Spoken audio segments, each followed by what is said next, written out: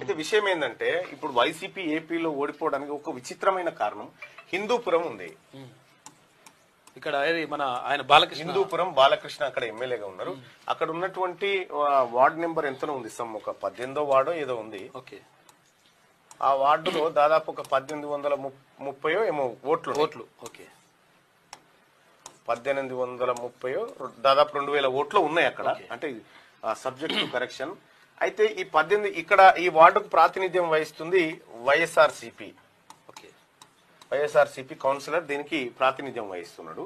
అయితే ఈ అసెంబ్లీ మొన్న జరిగిన అసెంబ్లీ ఎన్నికల్లో వైసీపీకి పడ్డ ఓట్లు ఒకటే. ఈడ కనీసం ఈ కౌన్సిలర్ ఆయన భార్యనే వేయాలి కదా, మరి సంథింగ్ ఏదో జరిగిందనేది ఒక చర్చనైతే జరుగుతా ఉంది. మరి 40% ఓటు బ్యాంక్ వస్తుంది, 40% ఓటు బ్యాంక్ వస్తుంది, 11 సీట్లు వస్తాయి.